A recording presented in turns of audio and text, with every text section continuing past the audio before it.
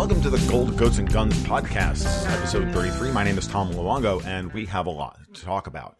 It's Tuesday, May 12th, and RussiaGate is coming to an explosive conclusion. For 3 years, it's been clear the person behind the persecution of Donald Trump was Barack Obama. Now we know this. What does it mean for the future of the U.S.? We're going to discuss this and more, but before I do, I want to remind you that you can follow my work over at my blog at tomluongo.me. You can follow me on Twitter at TFL1728. Live streams happen on YouTube and DLive TV every Monday night at 8 p.m. and every Friday night at 8:30 p.m. Eastern Standard Time. Warning, I'm a bad boy, I've got a potty mouth, and I am not afraid to use it. But you can also support verified publishers like me by downloading and installing the Brave browser, where you can get paid in crypto tokens called BAT for voluntarily being served internet advertising as opposed to feeding the Google beast. Brave protects your online privacy while saving you time and bandwidth by blocking all those data snoopers and etc. that are feeding this growing surveillance state, which is at the heart of today's podcast. You can use my referral code at brave.com/Tom405 to support the podcast directly. If you use Brave for more than 30 days, I'll get a referral fee. Lastly, you can join over 400 people to support me on Patreon at patreon.com/Gold, Goats, and Guns, where you can sign up for the market reports I publish every Wednesday and Sunday, and or the Gold, Goats, and Guns monthly investment newsletter designed to wrap up all this geopolitical chaos, the global macroeconomics, and the shifting cultural trends into a portfolio strategy designed to help you make sense of a world going quickly mad. All right, don't know about you, but I checked out on the whole RussiaGate story more than a year ago, certainly probably in about 2018. I mean, I wrote about it here and there, but for the most part, RussiaGate to me was very obviously what it was back in 2017. It was very much a planned attack, a cynical attack on Donald Trump to keep his presidency bound down in irrelevancies and innuendo and insinuation and investigation. So all the I's, the holy triumvirate of I's, right? Investigation, insinuation, and irrelevancies for 3 years. And it's done unbelievable amount of damage to the country. It's done unbelievable amount of damage to our political discourse.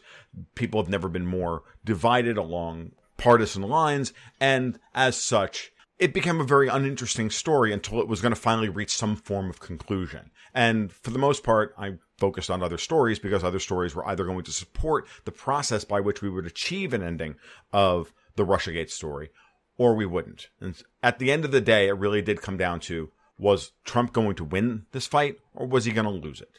And slowly but surely, and I had to check in on the story every once in a while just to see whether or not Trump was inching his way towards victory or not. And for me, it's been pretty obvious that he's been inching towards victory by effectively standing still and tweeting how unfair it all is. And the facts of the situation slowly but surely worked themselves out. The right people got put into place by Trump, and the bad people and the Obama holdovers slowly but surely removed from office and removed from places where informational bottlenecks had been put in place. And so we're at that moment where it looks like he's just about to win, and he's going to win bigly, as Scott Adams would put it. Because I never really expected it to get to the point where all of Obama's best people and his most loyal people have been caught red-handed lying. And that while the DC swamp protects itself, at a certain point, it doesn't.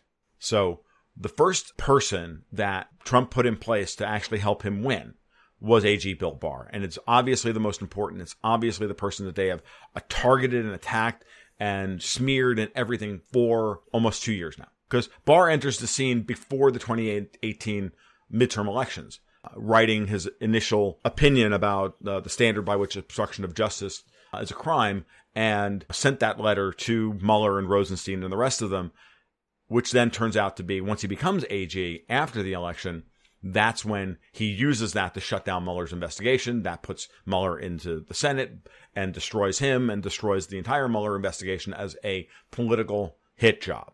Barr has all the information on who unmasked people within the Trump administration, and now he's unmasking the unmaskers. And having done so by allowing the Democrats and allowing the Obamaites to go ahead with continuing their persecution of Trump. Because at the end of the day, if you're lying, if you lie long enough and hard enough and you're a liar, you will eventually make a mistake. You will eventually run up against that moment where you can't lie.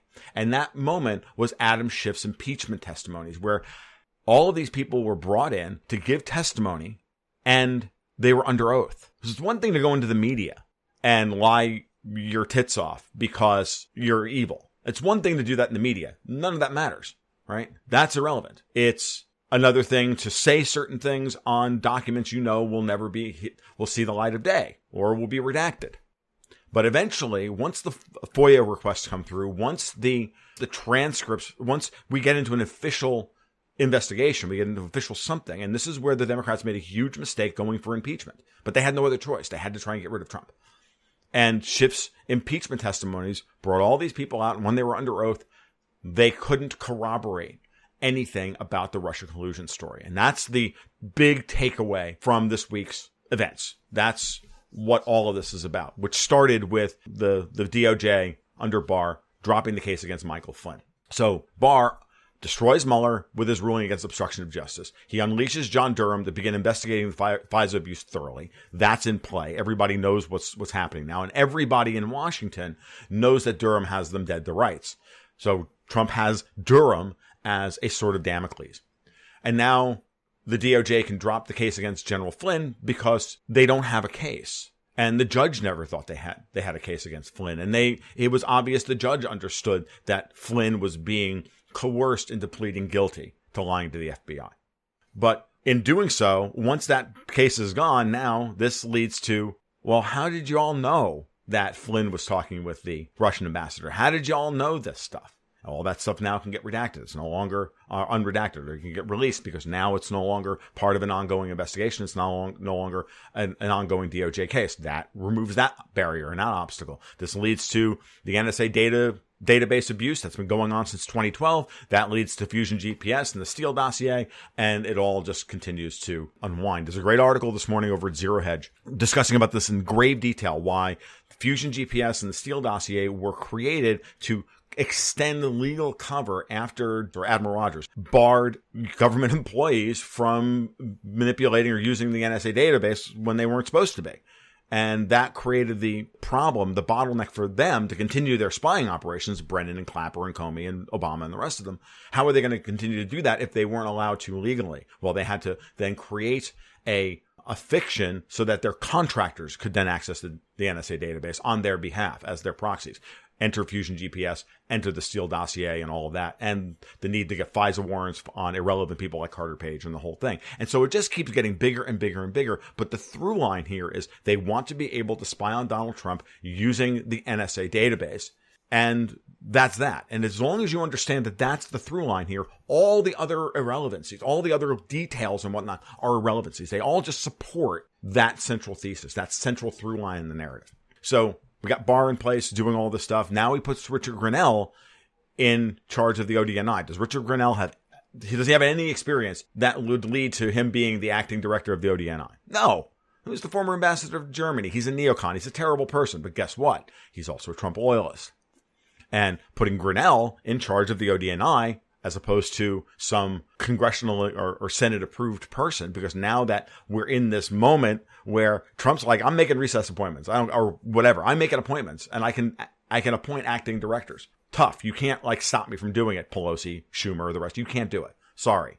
So he puts Grenell in place and forces Schiff to open up the transcripts of his investigations. And therefore now we have these people caught in a lie. Now we have them dead to rights that they don't have any good information. They have no facts. They have no justifications for any of their FISA warrant abuse, the accessing the NSA database, or any of this stuff, or any proof at all of Russia collusion. They all knew it. And yet they went through with this. And now we have the whole thing with Susan Rice and the letter she wrote on the 20th of January and the day of the inauguration and the meeting between Obama and the rest of them on the 5th.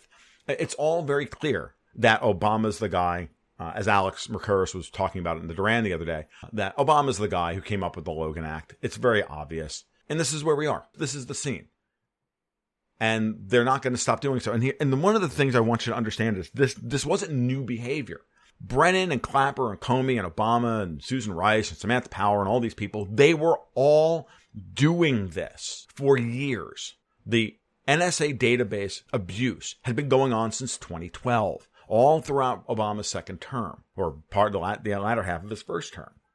And it was used against Americans illegally over 85,000, over 50 to 70,000 times, apparently. And over 4 years, and they just wanted to continue doing what they've been doing. And now they're going to use it to stop Donald Trump, figuring that Hillary would win the election and everything would be fine. And once they lost the election, they were in scramble mode.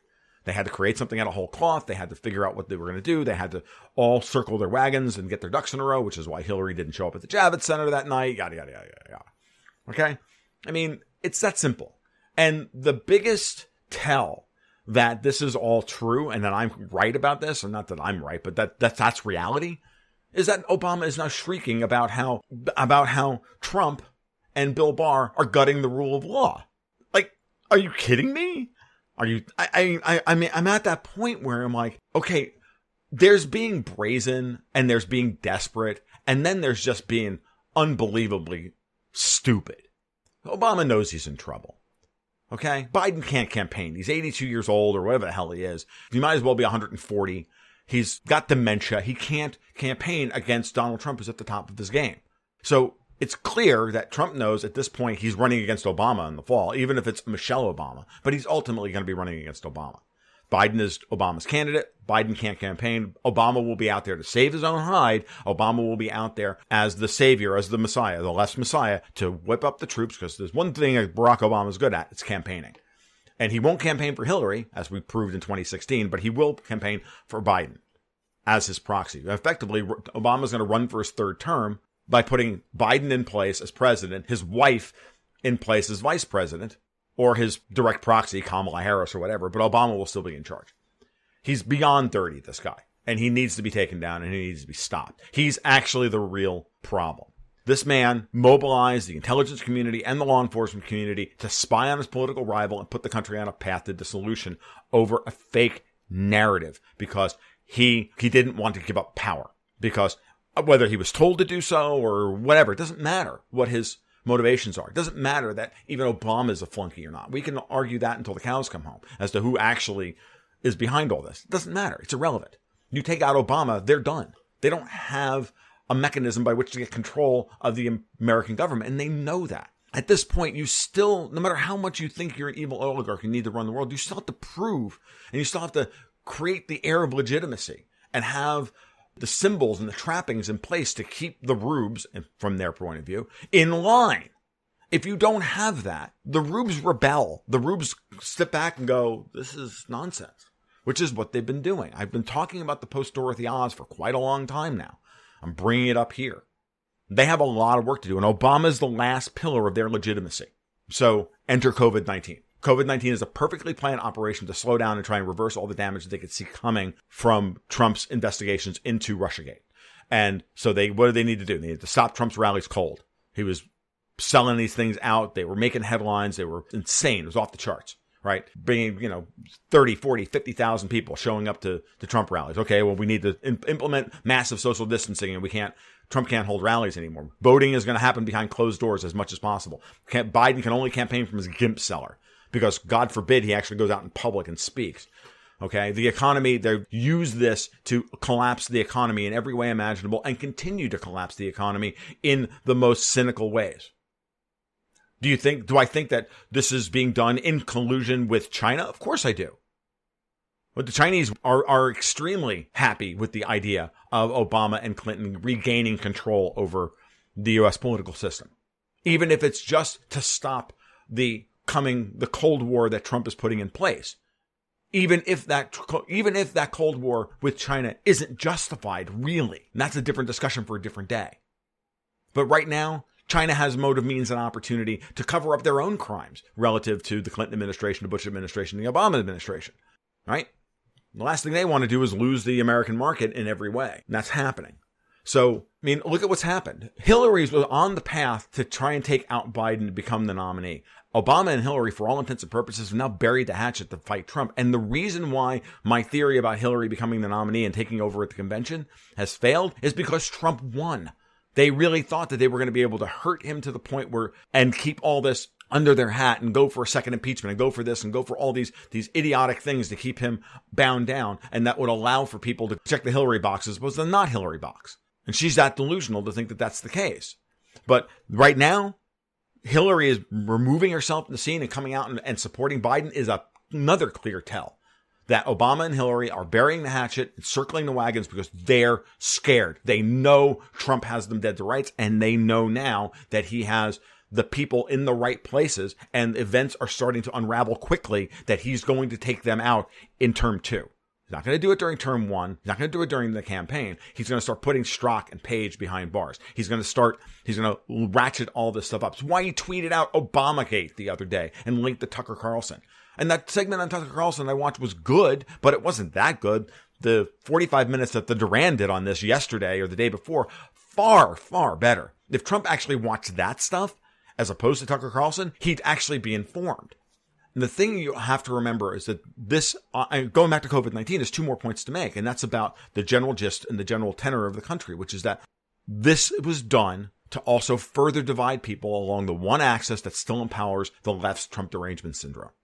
That they're smarter than Republicans. And that lockdowns equal being smart and intelligent people. Only intelligent people support lockdowns. Dumb people don't understand epidemiology. Dumb people don't understand viruses. Dumb people don't understand science. I'm serious. That's the way this is playing out.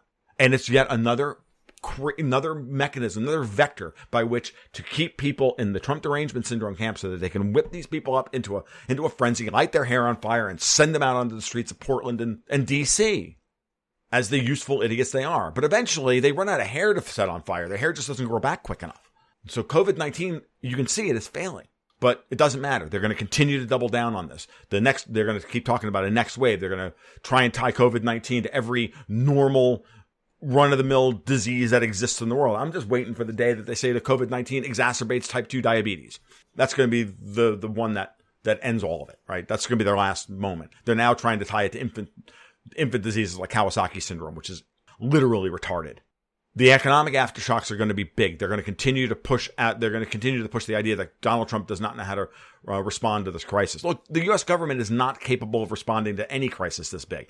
It's not possible. No government is capable of responding to a crisis this big in the way that the media and Obama and Clinton and the rest of them are going to frame it. And 6 months worth of real economic dislocation is going to raise anger and sentiment. They're hoping that they can direct that against Trump and use Biden's status as a non-polarizing figure to have him like swoop in as a kind of Jimmy Carter style candidate post Nixon and Ford to get him in there. Because if Biden wins, Obama gets his 3rd term. But as I said earlier, we live in this post-Dorothy Oz that sees all of this happening. And we talk about this all the time. I'm not the only one making these arguments. As a matter of fact, I used to be the guy making these arguments and looking really insouciant and wise. And now I'm just one of the dudes. Now I'm just one of the guys. It's actually good. And that's a great thing to see this kind of insight becoming mainstream. It means I have to up my game, obviously. It means everybody else has to up their game. It's a good thing. At the end of the day, if people like me and Patrick Henningsen and Whitney Webb and others, we should all be working to make ourselves irrelevant by teaching people how to become better at this. It's amazing what's happening. And that post-Dorothy Oz that we live in isn't going away. Once you shatter that illusion, it's done. And this is why Trump's people won't abandon him despite his horrific foreign policy. It's why I'm still sympathetic to him getting a 2nd term, because I can see where he can be very effective. And I don't believe at all the cynics who think, he's just trying to whitewash everything.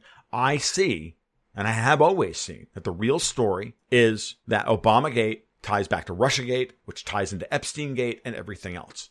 Ask yourself the question, what dirt does Donald Trump have on William Barr to bring him out of retirement that's more compelling than what the Democrats have? And put him back in D.C. on the line, taking on the biggest fight of anybody's career, period. This is a fight that under normal circumstances, if Trump wasn't already so much larger than life that he can't be martyred, no normal man would take on this job. If without Trump running interference for Barr, ultimately, without this story being so big, at some point, the conspiracies or government scandals or whatever, they rise to the same problem of bigness that happens with banks when you're in debt. The whole adage that, when you owe $1,000 to the bank, it's your problem. But when you owe the bank $100 billion, it's the bank's problem. Well, at this point, ObamaGate is such a large conspiracy, you can't kill these people off that are running the operation, because then it just proves to everybody that you're trying to cover your tracks. This is Obama's problem now. It's not Trump's. So when the lies are small, it's your victim's problem. When the lies are so big and you get caught, it's your problem. And that's, I think, the big takeaway here, because that's the bigger picture. ObamaGate is the biggest presidential scandal of all time. It dwarfs anything that Nixon did, and it has the opportunity to end the surveillance state as we currently know it, okay? We're reaching the peak of this narrative. It's looking as bad as it possibly can be. Contact tracing apps and Black Mirror style surveillance and, surveillance at the level that, Orwell is thinking from his grave going, wow, I really didn't think this through. Because it's this big and because Trump is too big to kill, ObamaGate can't be swept under the rug unless Trump loses the election because he's a mean and vindictive person. He will go after these guys in his second term when he's free and clear to get revenge. I've been saying this since the day Pelosi insinuated that she was going for impeachment. I said, if they fail to get the king, you get one shot to kill the king. And if you fail, you're done. Barr's job now is to just bring indictments and let Trump campaign on this issue and keep Biden in his gimp cellar. The FISA abuse and the subsequent distractions of Mueller, et cetera, were nothing more than a cover for Obama's crimes. That's what's clear now. And you take down Obama, who's necessary, because if he's actually the one running against Trump, Trump needs to undermine his ability to influence this election yesterday, as a matter of fact. I don't know if he's got time to do it, but that's where we are. Now, in the bigger picture, and this is the thing I want you to take away from this, all that's like the granular stuff. It's the fractal look at it and all the motivations of the people and this and then all the tactics and the strategy. But look at the bigger picture. Look at what this actually means. We live in Boomerville, for lack of a better term. And I don't mean this as a slight against all boomers, but the generational ethos that's been in place and operated as a political system by the baby boomers for the last 38 years, since Clinton was first elected, is ending. It's the end of the line for Boomerville. The post-World War II institutional order is failing. This is a fourth turning. I've been talking about this for 4 years now. This is what's happening. And you can see it fraying at the edges, and you can see the desperation of them trying to hold all of this together. I've used the little Dutch boy metaphor. They've run out of fingers to stick in the holes of the dam. Or they've got all their fingers in the holes in the dam to stop those leaks, but they've refused to look to their left and see that the dam has already failed and the water's rushing through, and there's actually no water left on the other side of the dam. It's all downstream. That's where we are, okay? And ObamaGate is the apotheosis of this era in American politics. I think that this is one of the singularly important events in American history. With the financial collapse, with COVID-19, with this, it's all been coordinated. And they've made their big push, and who's going to believe this? Does anybody really think at this point that's serious and not in need of therapy? That Donald Trump is colluded with the Russians? You can go through your 5 stages of grief all you want about this, but at some point the left is going to start bargaining. They're not there yet. They're still in seething anger mode, but they're going to start bargaining. Now, some of them are never going to stop being angry. And those are the ones you have to watch out for. Those are the ones who are going to push for the destruction of the United States. They're the ones that are going to push for secession and all the rest of it. And Obama and Clinton and all the rest of them, they are pushing for that. If they can't get control of D.C., then they want to retain control of Sacramento. This is coming. ObamaGate is the apotheosis of Boomerville, wasting away again in Boomerville. And Trump was supposed to fall. He was the one who was supposed to fall. Populism and the old remnant, as the Lou Rockwell guys would put it, the remnant, we're supposed to fail here. We weren't supposed to be this strong. We weren't supposed to be this organized. We were supposed to just go along and get along and be bribed off. And Trump is an imperfect vessel, but he's a gangster at heart. And gangsters are really good at not getting caught. Irrelevancy and stupidity. Obama, on the other hand, is the complete opposite of that. And I've said before that these people are not particularly skilled at what they do. They've just always had the table tilted in their direction. They're playing chess against an opponent that starts the game without a queen, a bishop, and a rook. And somehow they pat themselves on the back for how wise and insouciant they are at winning. Nonsense. So all he had to do was survive long enough for them to break on the fact that he didn't do anything wrong. Because and again, this has been the narrative for me from the moment that RussiaGate started. It said Trump is unfortunately going to do it this way. I want him to be proactive here and just go after these people. But the better way to do it in the long run is to allow them to kill themselves and to do a little Aikido or do a little and then reverse them at the last moment, do a little judo. And I wonder if that discussion, the real discussions that Trump has had with Vladimir Putin over how to deal with this, centered around this issue of how to take Obama down. At the end of the day, no one in the story is a white knight. Not Flynn, not Trump, not Papadopoulos, not Manafort, none of them. No one's a white knight. By any objective metric, they're all bad people. But some, obviously, are much worse than others. And some are much more damaging than others. Some of these people have limits. Bill Barr has a limit. Trump has a limit. I've been saying this from the beginning. Donald Trump got involved in this not because he's a good man. He's not. He's a bad man. He's a bad man who realized that things are even worse than he's willing to accept. And bad men can rise to do good things. This is something that the left refuses to understand. There is no forgiveness in their atheistic, humanistic, Marxist view of the world. We have to be willing to take the good with the bad. It's something us libertarians have to come to grips with, no doubt. Some people have limits. And I asked the question earlier, what dirt does Trump have on Bill Barr that's bigger than anything Hillary has on him? Was that the reason for the Epstein raid and the subsequent suiciding of Epstein and the fact that now Donald Trump and Bill Barr have all of the tapes from Epstein that can be selectively released to the public and used as a sword of Damocles? Or is it just they needed to do that because Barr is dirty in some way related to Jeffrey Epstein? Maybe never went to, Lolita Island, but maybe that's the case. Maybe that's why they did what they did. I don't know. We'll find out. Or we won't, and it won't matter. But it's just an interesting question. I'm not saying one way or the other. I'm just saying maybe that's why, because that was a turning point in the story. It's a very important part of the story. At the end of the day, we all want better than this. Even the people on the left who are deep into Trump derangement syndrome, they want something better than they currently have. We know something's very deeply wrong with this country. They just make a huge disagreement as to how to get there. Big question there, and the big prize is Obama. And I came to the conclusion, I think, a while ago, and I so thoroughly despise Hillary Clinton. I just want to see her. I want to see that smug smile wiped off her face. I just do. That smug, self-satisfied, you can't get me, I'm better than you. I just want to see that, destroyed. I want to see the face of smug liberalism ground into the dirt with a boot on its neck. That's what I want to see. That's my future. That's my Sicilian coming out and saying, no, grind this bitch into the dirt. But she's a distraction. That's what I'm supposed to think. The real prize is Obama.